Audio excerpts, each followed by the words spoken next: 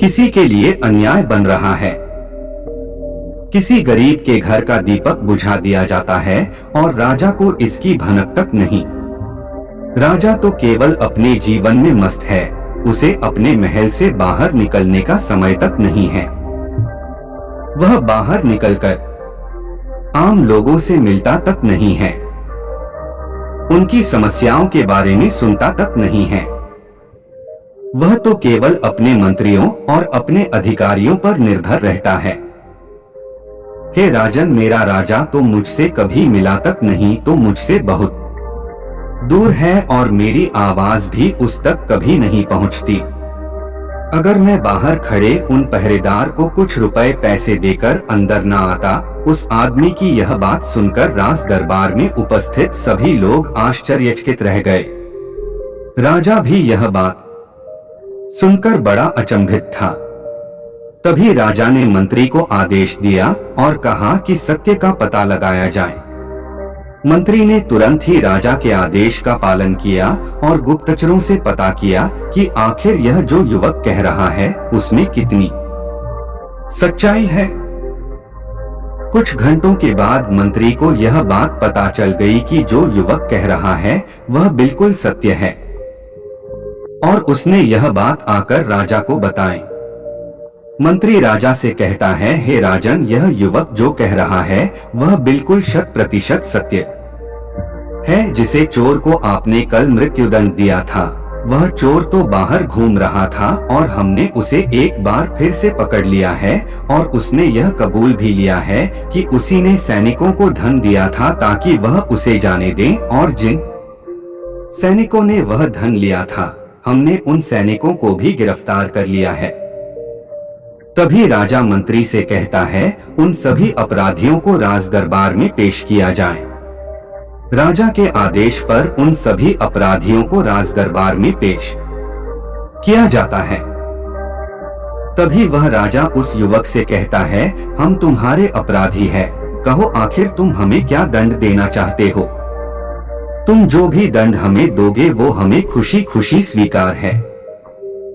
इस पर वह युवक राजा से कहता है, हे राजन, आप इस राज्य के राजा हैं, दंड तो आप ही दे सकते हैं, हम तो केवल निवेदन कर सकते हैं और मैं आज आपके पास यही निवेदन लेकर आया हूं कि आपको अपनी प्रजा का ख्याल रखना चाहिए, समय समय पर उनसे मिलते रहना चाहिए और आपसे हम जैसे गरीब लोग सीधे मिल सके, अपनी बातें कह सकें, ऐसी व्यवस्था करनी चाहिए।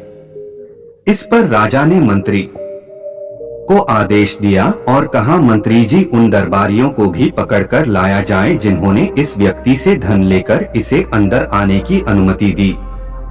मंत्री ने राजा के आदेश का पालन किया और उन दरबारियों को भी दरबार में पेश किया गया। राजा ने उन दरबारियों को भी नौकरी से निकाल दिया और उन्हें 3 महीने की काल कोठरी में रहने की सजा सुनाई। आगे जाकर राजा उस युवक से कहता है, मैंने तुम्हारे जैसा निर्भय व्यक्ति आज तक नहीं देखा। तुम ईमानदार भी हो, सच्चे भी हो और तुम जैसे व्यक्तियों की हमारे समाज में बहुत आवश्यकता है। मुझ जैसे राजा को भी आज तुमने आईना दिखा दिया है।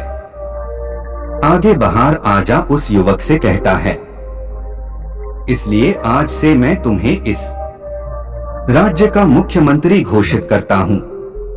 इस पर वह युवक कहता है, नहीं नहीं महाराज, मैं तो बस अपनी विनती यहाँ पर लेकर आया था, आपने मेरी बात सुनी, बस इसी में मैं खुश हूँ।